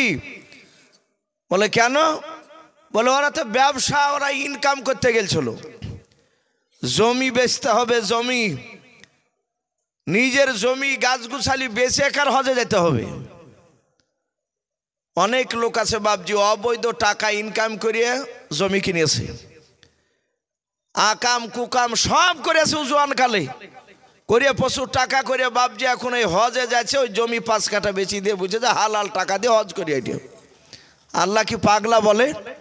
এই যে টাকা যা প্রথম থেকে ইনকাম করছেন এটাই তো বাপজি অবৈধ টাকা। আমরা আলেম, আমরাও যে বাপজি সব হালাল টাকা ইনকাম করছে তাও না, আমাদেরও তো যদি বাপজি টাকা হালাল না থাকে তো আমাদেরকেও বাপজি কিয়ামতের ময়দান আলেম বলে বাপজি গণ্য করবেন না, ছাড়বে না, কাউকে ছাড়বে না। আল্লাহ বলছেন ফামা ইয়ামাল মিসকালা যাররাতিন খায়রান ইয়ারা ওয়া মা ইয়ামাল মিসকালা যাররাতিন শাররান ইয়ারা। কিয়ামতের ময়দান খুব বাপজি কঠিন জায়গা হবে। যারা সৎ ব্যক্তি হবে, সে গরিব হোক না কেন, সে মাঠে কাজ করা লোক হোক না কেন, সেই লোকগুলো বাপজি সৎ লোকই বাপজি পার হতে পারবে, সেদিন জান্নাত দিতে পারবে।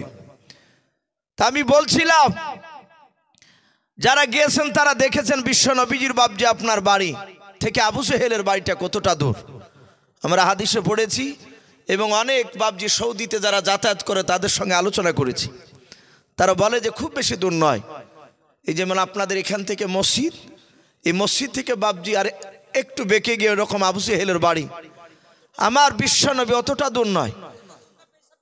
তাহলে দেখেছেন, হ্যাঁ পেশাবখানা তো করেছে মাশাআল্লাহ। তো কথা হচ্ছে দেখেন অনেক সাধারণ ছিল বাপজি, তারা রাসূলুল্লাহর দুশমনের বাড়ি দেখে এসেছে। আমরা পড়েছি কাছাকাছি বেঈমান আবু জেহেল বাপজি ডাক দিয়ে বললে, এই আমি দেখেছি তাকে ডাইরেক্ট মারতে পারা যাবে না। বলে কি করে দেখেছো? আমরা জানি সূরা মাউন বলে একটা সূরা আছে, আর আইতাল্লাযী ইউকাযযিবু বিদ্দীন ফাযালিকাল্লাযী ইয়াদউল ইয়াতীম। এই আলাম তারা থেকে বাপজি এই নাস পর্যন্ত এর মধ্যে 10টা সূরা, তার মধ্যে এই সূরাটা ভরা আছে। তো এই ফাযালিকাল্লাযী ইয়াদউল ইয়াতীম, এতিমের কথা আলোচনা করতে গিয়ে বাপজি একটা ঘটনা তুলে ধরেছে। দুটো বাচ্চা ছেলে, বড় ছেলেটার নাম কেতাবে দেয়নি, বড় ছেলেটার বয়স 10, ছোট ছেলেটার বয়স বাপজি 2 বছর কম 8 বছর। এরা দুটো ভাই বাপজি ছোট্টবেলায় তাদের মা বাপকে হারিয়ে ফেলেছে। এরকম মানুষ নাই পৃথিবীতে যে বাপও নাই মাও নাই ছোট থেকে।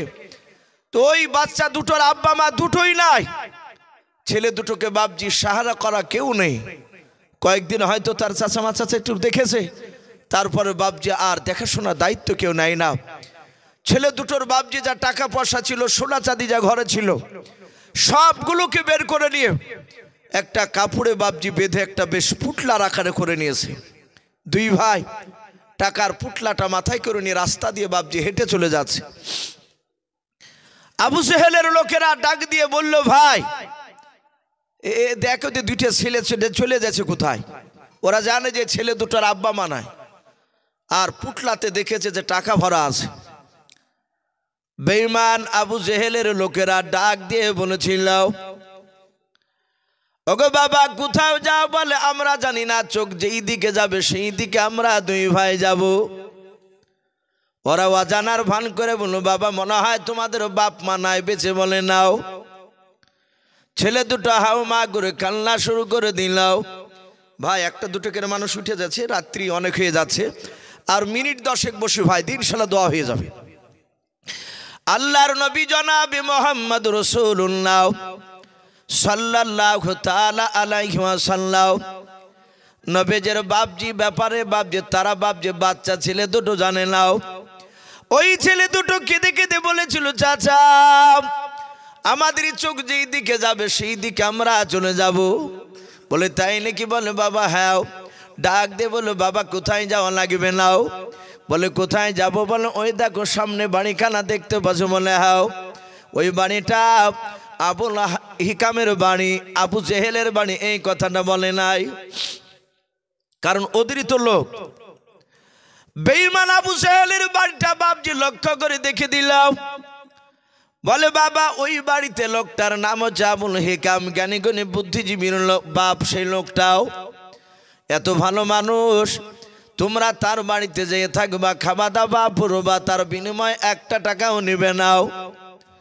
বলে চাচা এত ভালো মানুষ আছে? বলে হ্যাঁ। বাচ্চা ছেলে দুটোকে বাপজি ধরে নিয়ে গেল। টাকার পুটলাটা বাপজি আবু জেহেলের চামচারা হাতে ধরে নিয়ে যাচ্ছে। আবু জেহেলকে ইশারা করে বাপজি ডাকলো, আবু জেহেল চলে আসলো। চোখের বাপজি একটু ইশারা করলো। তারা বলতে চাইলো এই ছেলে দুটোর টাকার পুটলা একটু অভিনয় কৌশল কেড়ে নিতে হবে। আবু জেহেল ইশারা করে বলে চিন্তা করো নাও। টাকার পুটলাটা হাতে করে নিয়ে বলল, বাবা এতে কি আছে? বলে সোনা চাঁদির টাকা আছে আমাদের। বলে আর টাকা আছে? বলে না, ঘরে যার টাকা পয়সা ছিল সব বেঁধে নিয়েছে, এগুলোই আমাদের সম্পদ। এই বাবা তোমাদের কি আব্বা বেঁচে নাই, মা বেঁচে নাই? বলে নাও। ডাক দিয়ে বলল, বাবা কান্না করবা না। আবু জেহেল নিজে হাতে বাচ্চা ছেলে দুটো চোখ মুছে দিলাও। ডাক দিয়ে বলেছিল, বাবা আমার বাড়িতে খাওয়া দাওয়া থাকবা, আমার টাকা থেকে পোশাক কিনে দেব তোমাদেরকে। এই টাকার পোটলাটা আমাকে আমানত স্বরূপ তোমরা রাখতে দাও। এই পোটলা থেকে 1 টাকা আমি নেব না, খরচ করব না কোনো জায়গায়।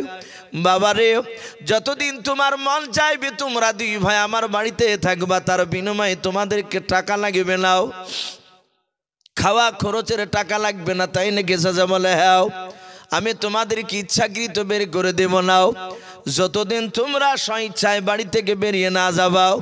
ওরে বাবা, যতদিন তোমরা স্বইচ্ছায় যেদিন বেরিয়ে যাবা সেদিন টাকার পোটলাটা চাইবা আমি আমানত স্বরূপ যে রেখেছিলাম ওটা ফেরত দিয়ে দেব। বাচ্চা দুটো বলল, চাচা এত ভালো মানুষ আপনি? বলে হ্যাঁ, আল্লাহর নবী জনাবে মুহাম্মদ রাসূলুল্লাহ সাল্লাল্লাহু তাআলা আলাইহি ওয়াসাল্লাম দরদি নবী বাপজি আপনার ওই বাচ্চা ছেলে দুটোর ব্যাপারে তো কোনো জানতেন না। ছেলে দুটো থাকতে লাগলো 1 দিন 2 দিন 3 দিন পার হয়ে বাবা 4 দিনকার দিন সকালবেলায় আবু জেহেল বলল তার বিবিকে বাচ্চা ছেলে দুটোকে খাবার খেতে দিয়ে দাও। বাচ্চা ছেলে দুটোকে খাবার দিয়ে দিল। বাচ্চা ছেলে দুটো বাপ যে 2টা বাসন নিয়েও তারা 2 হাত দিয়ে 2 ভাই 2-3 বার বাপ যে লোকমা মুখে দিয়েছে।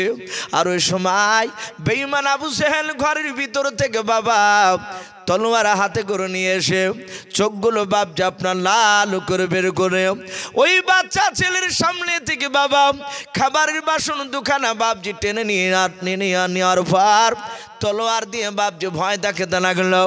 ডাকে দিয়ে বললো, বেটা এক্ষুনি বাড়ি থেকে বেরিয়ে যাও, নালে তলোয়ার দিয়ে তোদের 2 ভাইকে জবাই করে দেব।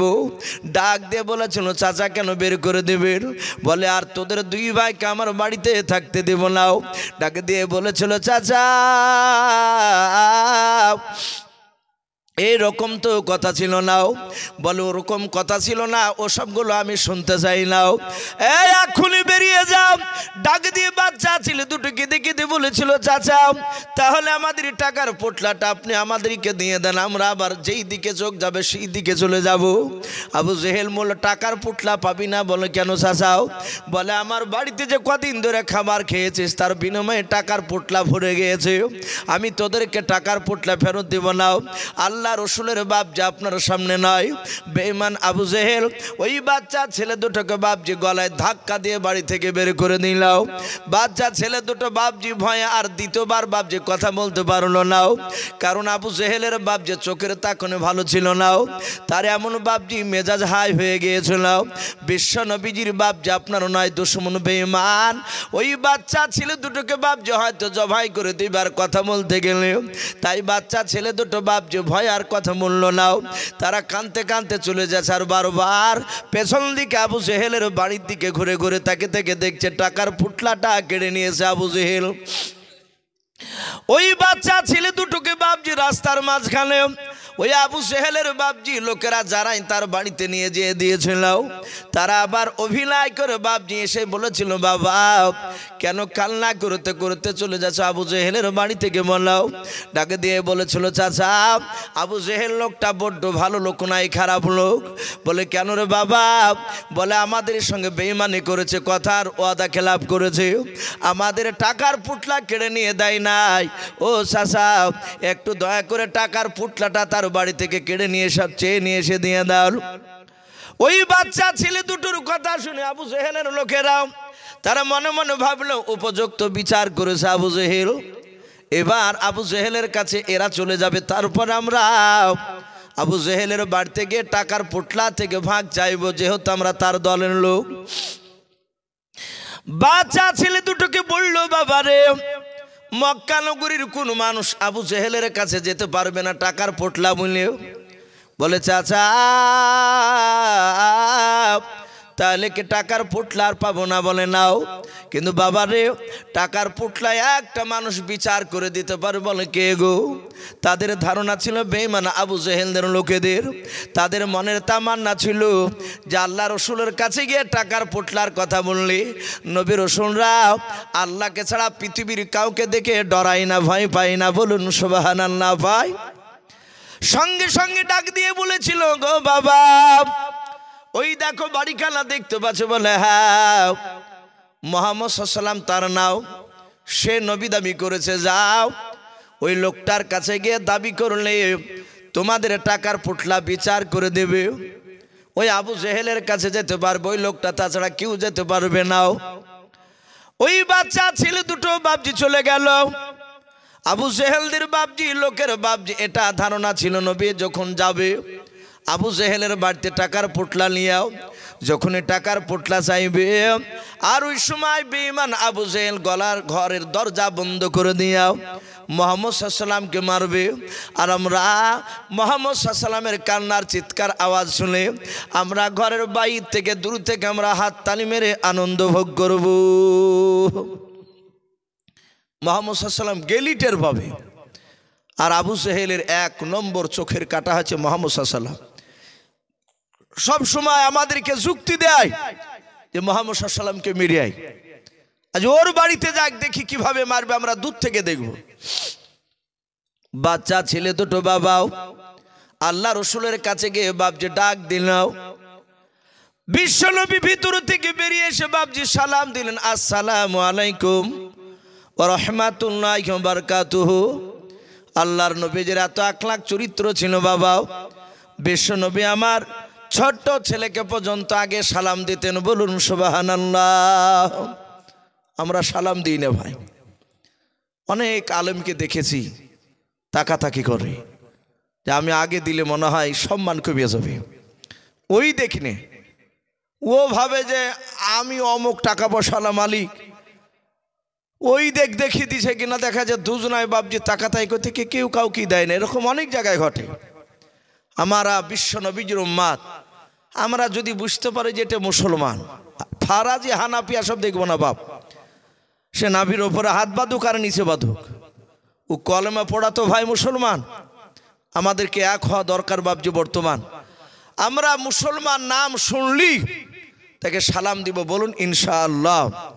সাথে হাতে বাপজি ওই বাচ্চা ছেলে দুটো রসুলের সালামের উত্তর দিলেন। নবীজি বললেন, এই বাবা কাঁদছিস কেন? ডাক দিয়ে বলল, নবী আপনাকে আমরা চিনতাম না, কিছু লোক আপনার বাড়ি দেখে দিয়েছে, আমাদের টাকার পুটলা ওই বাড়ি খান আবু জেহেল নাও, সে টাকার পুটলা আমাদের কেড়ে নিয়ে দেয়লি।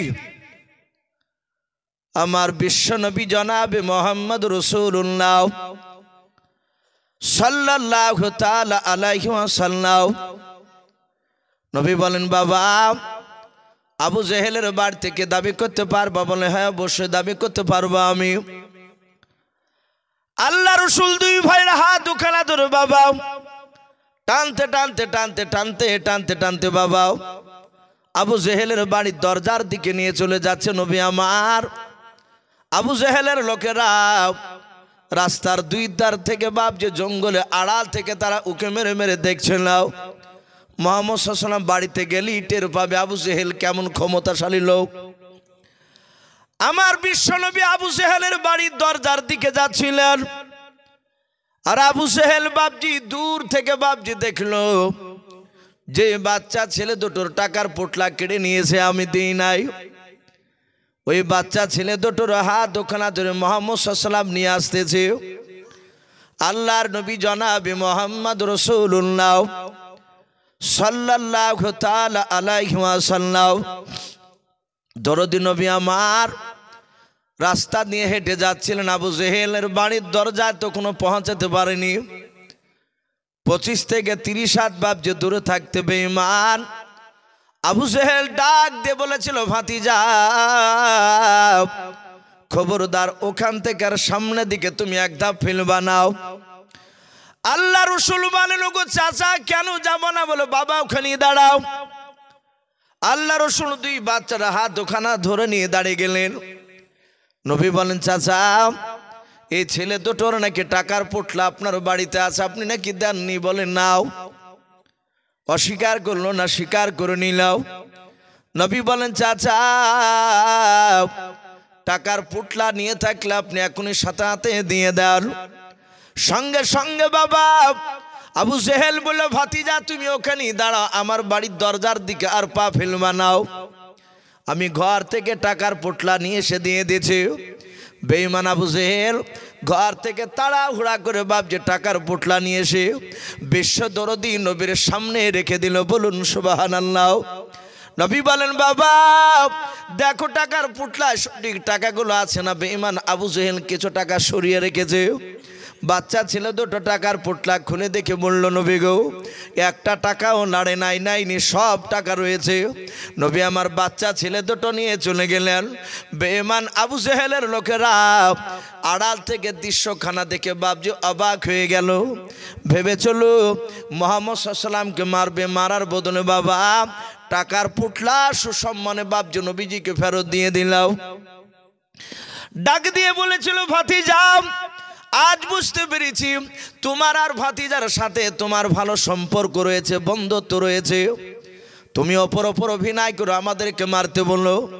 আবু জেহেল দেখলো আমাকে রারা হয়তো মানবে নাও, তাই বেঈমান আবু জেহেল বাপ যে একটু হিকমত খাটিয়ে কৌশল করে বললাম ওরে আমার বন্ধুরা আমি মুহাম্মদ সাল্লাল্লাহু আলাইহি ওয়াসাল্লামের বন্ধু নয়, তার আমি দুশমন, আমি তার কথা মানি নাই, তাকে অনেক অত্যাচার করি তোমরা জানো। ডাক দিয়ে বললে আপনি একবার অস্বীকার করলেন না টাকার পুটলার কথা। আবু জেহেল বলেছিল ভাই শুনে নাও তোমরা যদি আমার জায়গায় থাকতে তাহলে শুনে নাও তোমরা অস্বীকার করতে পারিতে নাও। ডাক দিয়ে বলল ও ভাই তুমি এমন কি জিনিস দেখেছো মাল্লাও। ডাক দিয়ে বলল ভাই মুহাম্মদ সাল্লাল্লাহু আলাইহি ওয়াসাল্লাম বড় জাদুঘর, তোমাদের কি জাদু করে না আমাকে জাদু করেছিল। আমার দিকে যখন মুহাম্মদ সাল্লাল্লাহু আলাইহি ওয়াসাল্লাম আমার ভাতিজা আসতেছিল আমি তাকে দেখলাম তার ডান এবং বাম দুই দিক থেকে এক নয় দুই নয় 60 থেকে 70 খানা তলোয়ার মনে হচ্ছিল ছুটে এসে আমার বুকে এসে গেঁথে যাবে। বলুন সুবহানাল্লাহ।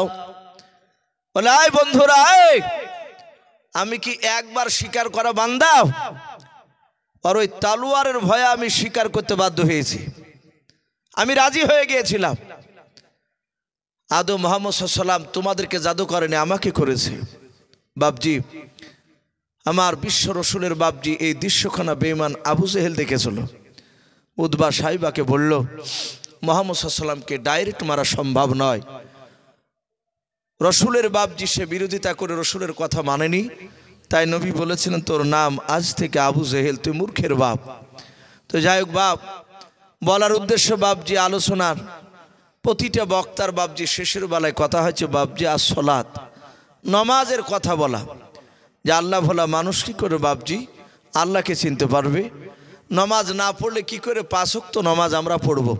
তাই প্রতিটা বাপজি ভাই মা বোনদেরকে বলবো আমরা সকলেই 5 ওয়াক্ত নামাজ পড়বো, বলুন ইনশাআল্লাহ। যাদের বাপ মা বেঁচে আছে বাপজি তারা বাপ মার খিদমত করবো, সেই সন্তান যারা আছে যাদের বাপ মা মারা গিয়েছে বাপজি আমরা তাদের জন্য নামাজের হালাতে দোয়া করবো ইনশাআল্লাহ। আল্লাহ রাব্বুল আলামিন আমাদের সকলকে কোরআন এবং সুন্নাত মাফিক আমল করার তৌফিক দান করুন, বলুন আল্লাহুম্মা আমিন। বাপজি এর সামনে রোজা আসছে, মানুষ বলা বলি করতে লেগেছে। একটা লোককে বলছে যে চাচা এই তো রোজা চলে আসলো, তখন ও মোটরসাইকেলের পেছনে বলছে যে আরে বাপ এই সেই দিন রোজা যাইতে আবার চলে আসলো, মানে ও রোজা করে না। তাহলে রোজা করে না অভিনয় করে বাপজি বিকেলবেলা দাঁতন নিয়ে বাড়ে, অনেক মানুষ আছে, একটা প্রেস্টিজের ব্যাপার। তো বাপজি রোজা আমরা ছাড়বো না ইনশাআল্লাহ। অনেক তাগড়া মানুষ জোয়ান যুবক দেখতে পাওয়া যায়, তারা বাপজি বিড়িতে টান দেয়, চায়ের দোকানে বসে বসে ওপেন চা খায়, বিস্কুট খায়। আর একটা বাচ্চা ছেলে দেখা যায় বাপজি 10-12 বছরের ছেলে, অনেক ছেলে পাড়ায় দেখতে পাওয়া যায়, 2-1টা এরকম ছেলে থাকে যে গোটা রোজা বাপজি একটা বাদ দেয় না, সব রোজা করে। তাহলে সেই ছেলেটাও বেঁচে আছে, আর যে বিড়ি খাচ্ছে রোজা মুখে রোজার মাসে সেও বেঁচে আছে। তাহলে একটা বাচ্চা ছেলে যদি বাপজি সে যদি রোজারা থাকতে পারে আমরা কেন থাকতে পারবো না? রোজা বড় মূল্যবান। নিশ্চয় সারাদিন যদি বাপজি আল্লাহর আইন অনুযায়ী রসুলুল্লাহর হুকুম অনুযায়ী যদি বাপজি আমরা রোজা শুকিয়ে থাকতে পারি ইনশাআল্লাহ আল্লাহ আমাদের রোজাকে কবুল করবে। আমরা সকলে বাপজি এখন থেকে বাপজি একদম প্রস্তুতি নেব, আমরা দোয়া করব। নমাজ পড়তে পড়তে যে শুধু দোয়া করতে হবে তা নয়, হাঁটতে হাঁটতে দোয়া করা হয়। সবসময় যে হাত তুলি দোয়া করতে হবে তা নয়, আপনি এমনি হাঁটতে হাঁটতে হাতকে ছেড়ে দিয়ে এমনি মৌখিক দোয়া করা যে হে আল্লাহ আমরা যেন রোজাগুলো করতে পারি সে তৌফিক দিও। এই বলে বাপজি মনে দৃঢ় বিশ্বাস নিয়ে বাপজি আমরা ইনশাআল্লাহ আগামী রোজা রাখার প্রস্তুতি নেব। বলুন ইনশাআল্লাহ। রোজা একটা বাদ দিবেন না বাপজি। অনেকে যারা রোজা করেছিল তারা অনেকে বাপজি নাই, অনেকে চলে গেছে দুনিয়া ছেড়ে। আমরা জানি না বাপজি রমজান মাস সবাই পাবো কিনা। তাই প্রতিটা বাপজি ভাই মা বোনদের সকলকে বলবো আমরা 5 ওয়াক্ত নামাজ পড়বো। আল্লাহ রাব্বুল আলামিন কোরআন এবং সুন্নাত মুআফিক আমল করা তৌফিক দান করুন। বলুন আল্লাহুম্মা আমিন, আল্লাহুম্মা আমিন। ভাই আমরা সকলে একবার দুরুদে ইব্রাহিম পড়ি না। আল্লাহুম্মা সাল্লি আলা মুহাম্মাদিন ওয়া আলা আলি মুহাম্মাদ কামা সাল্লাইতা আলা ইব্রাহিম ওয়া আলা আলি ইব্রাহিম ইন্নাকা হামিদুম মাজিদ। আল্লাহুম্মা বারিক আলা। বলেন না ভাই দেখেন আমি বলি অপেক্ষা করলে ভাই আমি একটা মানুষ আজ প্রায় মোটামুটি 2 মাস থেকে ভাই এইভাবেই চলে দেন, কাল পরশু ওইভাবে। তো দেখেন গোটা রাত ঘুম নাই। আমি মুফতি সাহেবকে বলেছিলাম যে ভাই 12টার সময় তুললে আমি যাব না ভাই, নিয়াত করছি এখন জালসায়, এতে লেখ বা না লেখ। কারণ অন্য বক্তারা বাপজি তারা 1 ঘন্টা 1.5 ঘন্টা বলে গিয়ে বাড়ি থেকে বাপজি ঘুমাইছে। আর রাত 12টার সময় বাপজি তুলে দিয়ে মা বোনেরা তো থাকবি, কিন্তু দেখেন ভাই আমি তো মানুষ। তো এই জন্য বাপজি আমি আর সত্যি আরও আলোচনার দিকে যাব না। প্রায় আপনার 1.5 ঘন্টা আপনার পার হয়ে গিয়েছে। তো যাই হোক আমি বাপজি দুরুদ ইব্রাহিম পড়ছিলাম, এখনও শেষ হয়নি। তাই বাপজি না ভাই বসেন শোনা আবার দুরুদ ইব্রাহিমটা বাপজি পড়ি না। আল্লাহুম্মা সাল্লি আলা মুহাম্মাদি ওয়া আলা আলি মুহাম্মাদ কামা সাল্লাইতা আলা ইব্রাহিম ওয়া আলা আলি ইব্রাহিম ইন্নাকা হামিদুম মাজিদ। আল্লাহুম্মা বারিক আলা মুহাম্মাদি ওয়া আলা আলি মুহাম্মাদ কামা বারাকতা আলা ইব্রাহিম ওয়া আলা আলি ইব্রাহিম ইন্নাকা হামিদুম মাজিদ সাল্লাল্লাহু তাআলা আলাইহি ওয়াসাল্লাম। ভাই যে যা অবস্থা আছি আমাদের সকলের আত্মীয় স্বজন বাপজি চলে গিয়েছে। খাস করে বাপজি তাদের জন্য দোয়া হবে। আর এই গ্রাম এই যে পাহাড়পুর তো এটা নাকি এই গ্রামের যত বাপজি ভাই একদম বাপজি দুনিয়াতে আসার পর থেকে যারা চলে গেছে পর্যন্ত আমরা সকলের জন্য বাপজি দোয়া করব। আমাদের দোয়া ছাড়া বাপজি পৃথিবীতে আর কোনো হাতিয়ার নাই। দোয়াটাই বাপজি করবে। একটু হাত তুলি। আল্লাহুম্মা আমিন। আলহামদুলিল্লাহি রাব্বিল আলামিন ওয়া আকিবাতুল লিল মুত্তাকিন ওয়াসসালাতু ওয়াসসালামু আলা রাসূলিল আমিন ওয়াসসালাতু ওয়াসসালামু আলা সাইয়্যিদিল মুরসালিন। রব্বানা যালামনা আনফুসানা ওয়া ইল্লাম তাগফির লানা ওয়া তারহামনা লানাকুনান্না মিনাল খাসিরিন। রব্বানা লা তুসি কুলুবানা বা'দা ইয হাদাইতানা ওয়া হাব লানা মিন লাদুনকা রাহমা ইন্নাকা আনতাল ওয়াহ্হাব। আয় আল্লাহ প্রায় রাত্রি 12:30 পার হয়ে গেল রে মাওলা। ওগো রব্বুল আলামিন শীতের রাত্রিতে তোমার ইমানদার বান্দা বান্দীদেরকে নিয়ে মাওলা গভীর রাত্রিতে হাত উঠিয়েছে মাওলা। আয় আল্লাহ তুমি দয়া মেহেরবান করে আমাদের সকলের হাতগুলো তুমি ইমানদার হিসাবে তুমি কবুল করে নাও। ওগো রব্বুল আলামিন আমরা সকলেই গুনাহগার খাকসার নাদান তোমার বান্দাও। দিনের আলো রাত্রি অন্ধকার মাওলা সগীরা কবিরা জানোয়া জানাও ছোট বড় জাহেরি বাতিনি যাবতীয় গুনাহ করে ফেলেছি। আয় আল্লাহ তুমি আমাদের সকলের জীবনের যাবতীয় গুনাহগুলো তুমি মাফ করে দাও। রব্বুল আলামিন তুমি রহমান, তুমি রহিম, তুমি জলিল, তুমি জব্বার, তুমি সাত্তার। আয় আল্লাহ তুমি দা মেহেরবান করে আমাদের সকলের ছোট বড় বাপজি ভাই মা বোনদের সকলের হাতগুলো তুমি ইমানদার হিসাবে তুমি কবুল করে নাও। আয় আল্লাহ আজকে পবিত্র জালসার মাহফিল তুমি কবুল করে নাও। মওলা রে এই গ্রামের আয় আল্লাহ কমিটি ভাইরা হাড় ভাঙা পরিশ্রম করে কেউ টাকা দিয়ে কেউ শ্রম দিয়ে জালসার মাহফিল আয়োজন করেছেন মওলা। আয় আল্লাহ তুমি সব কমিটি ভাইয়ের মেহনতকে তুমি কবুল করে নিয়ে তাদের ইমানটা হযরত আবু বকর সিদ্দিক রাদিয়াল্লাহু তাআলা আনহুর মতো ইমান তুমি বানিয়ে দাও। আয় আল্লাহ মওলা কিরম দেখো তোমার বান্দা বান্দিরাও আমিন আমিন করছে, কার আব্বা নাই মা নাই, কার দাদা নাই দাদি নাই, চাচা নাই চাচি নাই, নানা নাই নানি নাই। আয় আল্লাহ কার আমাদের ছেলে মেয়ে নাই। আয় আল্লাহ অনেকের আত্মীয় স্বজন চলে গিয়েছে, তারা অন্ধকার কবরে শুয়ে রয়েছে। মওলা রে দয়া মেহেরবান করে আমাদের সকলের আত্মীয় স্বজনের কবরে আযাবগুলো তুমি মাফ করে দাও। আয় আল্লাহ মওলা করিম আয় আল্লাহ এই পাহাড়পুর গ্রামের এই গ্রামের পবিত্র জালসার মাহফিল তুমি কবুল করে নাও। মওলা রে, এই গ্রাম থেকে যত মাইয়াত কবরবাসী হয়ে গিয়েছে সকল মাইয়াতের কবরে আযাবগুলো তুমি মাফ করে দাও। আয় আল্লাহ, সকল মাইয়াতের শরীরে তুমি জান্নাতি পোশাক নিয়ে এসে তুমি পরিয়ে দাও। আয় আল্লাহ, এই বাড়িতে মওলাই কারীম, আয় আল্লাহ তোমার বান্দাদের বাড়িতে তুমি রহমত বর্ষণ করো। আয় আল্লাহ, আমাদের সকলকে তুমি আসমানি বালা জমিনে বালা থেকে তুমি হেফাজত করো। আয় আল্লাহ, এই গ্রামের পবিত্র জুম্মার মসজিদকেও তুমি কবুল করে নাও। মওলা রে, চন্দ্রহাট মাদ্রাসা যে হেড শিক্ষক মুফতি মানারুল ইসলাম সাহেব দামাত বারকাতুহুম আলিয়াও, আয় আল্লাহ তুমি তাকে মসজিদের যোগ্য ইমাম হিসাবে তুমি কবুল করে নাও। তাকে মাদ্রাসার যোগ্য শিক্ষক হিসাবেও তুমি কবুল করে নাও। আয় আল্লাহ, খাস করে মওলাই কারীম সারা বিশ্বের মুসলমানকে তুমি হেফাজত করো। আয় আল্লাহ, খাস করে ফিলিস্তিনি যুবক বাপজি ভাই, আয় আল্লাহ যারা কষ্ট পাচ্ছে তাদেরকে তুমি হেফাজত করো। আয় আল্লাহ, খাস করে মওলাই কারীম সারা বিশ্বের মুসলমানকে তুমি হেফাজত করো। আয় আল্লাহ, এই দোয়াটুকু নবীর ওসিলা করে বলি কবুল করে নাও। আয় আল্লাহ, যত নবী রাসূল আয় আল্লাহ পাঠিয়েছিলাম মওলা, তুমি তাদের সকলে আরো সামনে তুমি পৌঁছিয়ে দাও। আয় আল্লাহ, এই দোয়াটুকু নবীর ওসিলা করে বলি কবুল করে নাও। আয় আল্লাহ, এই দোয়াটুকু নবীর ওসিলা করে বলি কবুল করে নাও। আল্লাহুম্মা ইন্নী আউযু বিকা মিন আযাবি জাহান্নাম ওয়া আউযু বিকা মিন আযাবিল কুবুর ওয়া আউযু বিকা মিন ফিতনাতিল মাসিহিদ দাজ্জাল। আয় আল্লাহ, আমাদের সকল বাপজি ভাইয়ের ঈমানটাও হযরত আবু বকর সিদ্দিক রাদিয়াল্লাহু তাআলা আনহুর মতো বানিয়ে দাও। আমার মা বোনেরা পর্দার আড়াল থেকে কথাগুলো শুনতেছিল মওলা, আমার সকল মা বোনের ঈমানটাও হযরত মা ফাতেমাতু জোহরা রাদিয়াল্লাহু তাআলা আনহার মতো তুমি ঈমান তুমি তাদের বানিয়ে দাও।